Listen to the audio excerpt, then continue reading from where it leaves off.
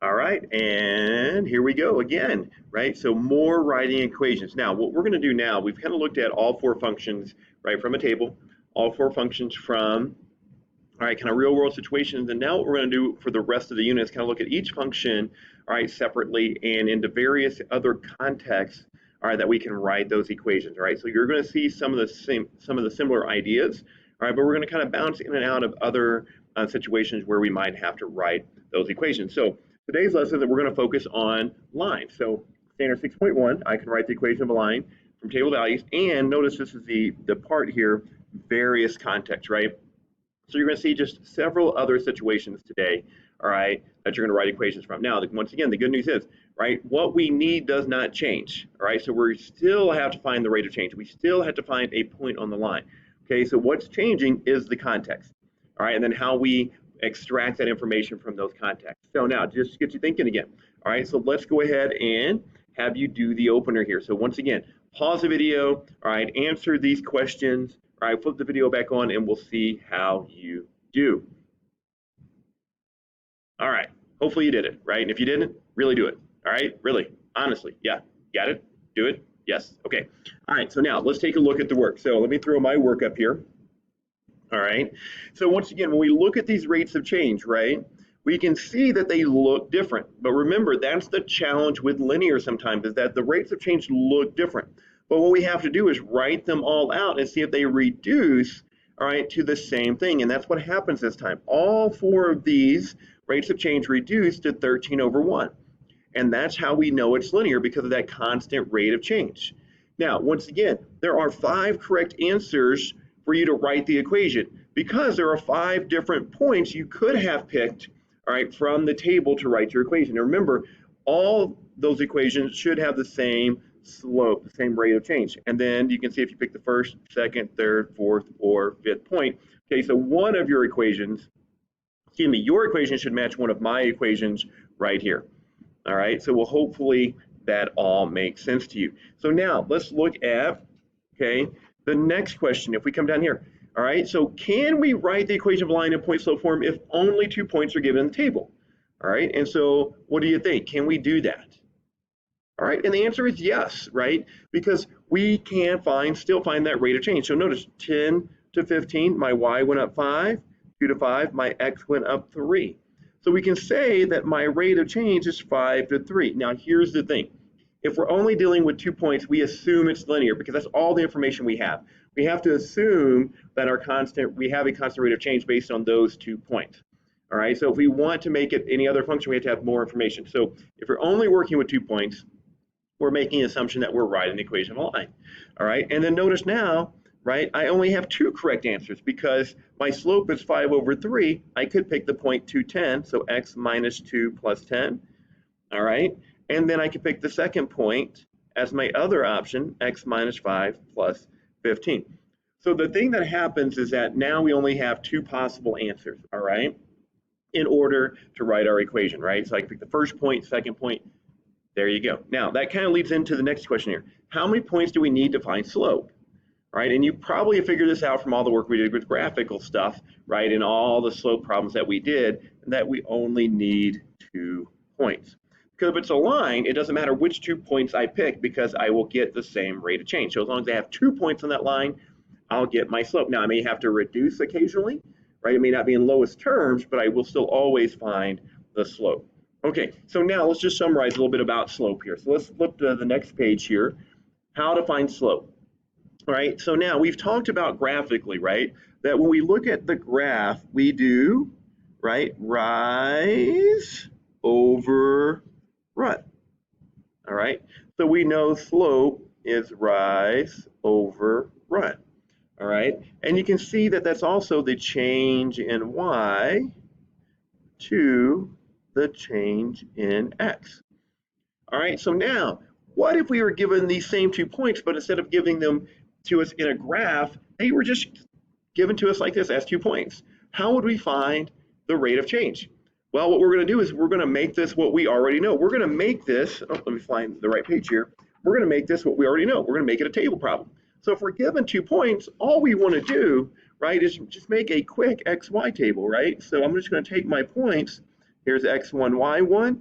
Here's x2, y2. We already know how to find the rate of change from a table. So all we want to do is, if we're just given 2 points, is just make a quick x and y table, right?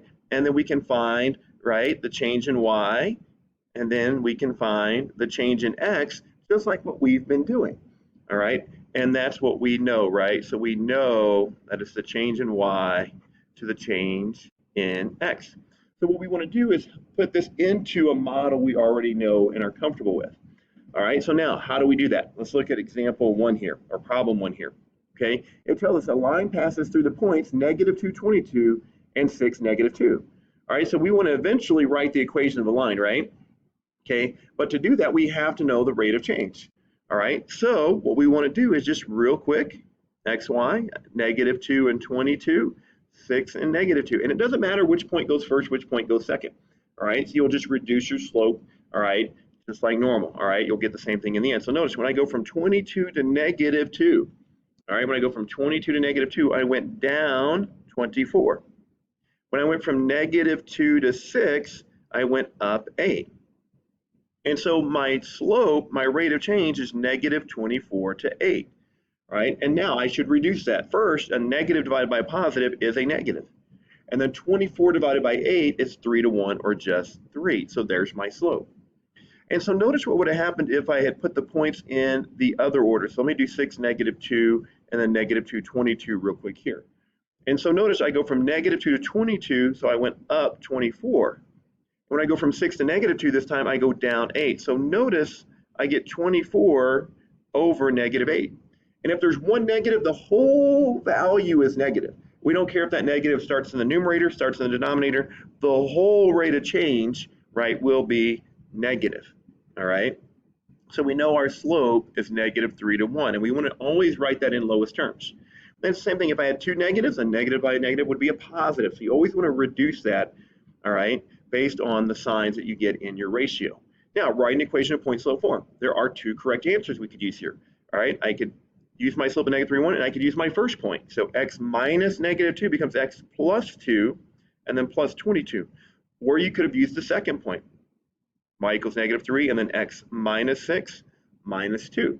And there's your answer. All right, so 2 possible answers, right? Both have the same slope, right? Different point that you could pick. All right, let's look at another example here. So now notice we have a line that goes through the point 0, 45 and 20, 55. So once again, let's just make a real quick XY table, 0, 45, 20, 55. All right, so make it what we already know. All right, 45 to 55 is an increase of 10 for Y. 0 to 20 is an increase of 20. And so that means my rate of change, my slope, would be 10 over 20. Now, what I can see is that both of these, all right, or excuse me, both numbers can be divisible or are divisible by 10. So if I divide 10 by 10, I get 1. 20 divided by 10 is 2, and I get 1/2. So there's my slope, right? So my slope is 1/2. Now, once again, right, I have 2 correct answers. Y equals 1/2, and if I use the first point, x minus 0 plus 45. Now, once again, you don't have to write the minus 0, so you could have just written 1/2 x plus 45. Now, I say sometimes it's better to write it like this and then get here, because sometimes students flip these and put the 45 in here. So write it as normal and then simplify after that. And then y equals 1/2, and then x minus 20 plus 55 if you were to use the second point. Either one is fine. Okay, you will be okay. Now notice question C here is, C says find, all right, the y value when x is 12. Now once again, it doesn't matter which equation you wrote. You will get the same answer in the end because we're representing that whole line with one equation. All right, the work might look different, but you will get the same answer in the end. So notice if I did y equals 1/2 x plus 45, I'm going to take 12 and put it in. So 1/2 times 12 plus 45. Well, half of 12 is 6, and 6 plus 45 is 51. And there's my answer. Now notice if I had written the second equation, it would be y equals 1/2, and then I have x minus 20 plus 55. So y equals 1/2, and then I would have put the 12 in like that. And so notice it looks different, right? And now I do have grouping symbols, so I take care of those first. So 12 minus 20 is -8. Half of -8 is -4, and then -4 plus 55 is 51. And so notice I get the same y value with either equation. That's because they represent the same line, okay?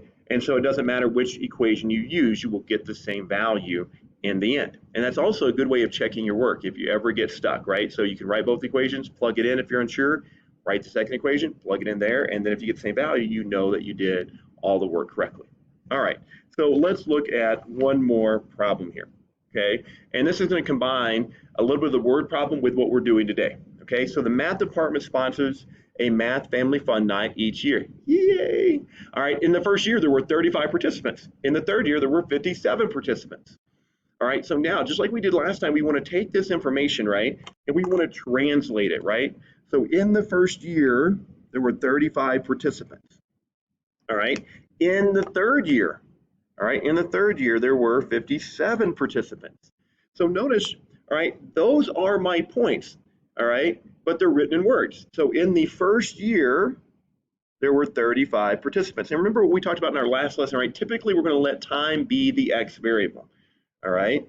And then in the third year, there were 57 participants. So notice we're translating the words into a mathematical representation. Well, now that we have those 2 points, we can write an equation to model this scenario. And once again, what we're going to start with is finding that rate of change by making a quick, all right, XY table to find our slope.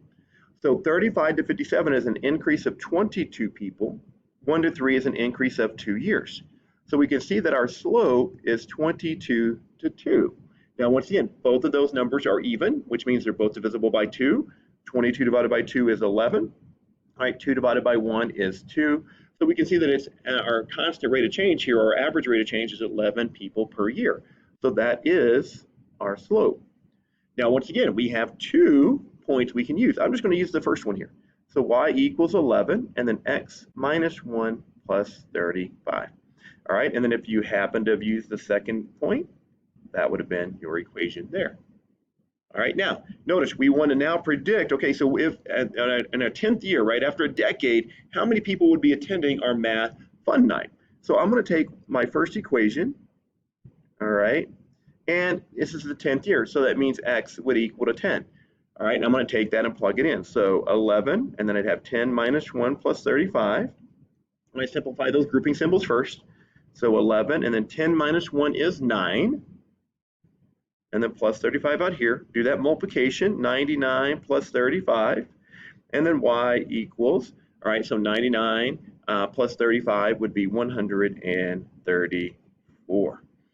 All right, so hopefully, all right, Math Fun Night is a family fun event and more people want to come, right? All right, not that that really exists, but maybe it should, right? Right, okay. Well, that wraps up this lesson, all right? So have your notes ready to go, and we will continue this conversation in class. See you then.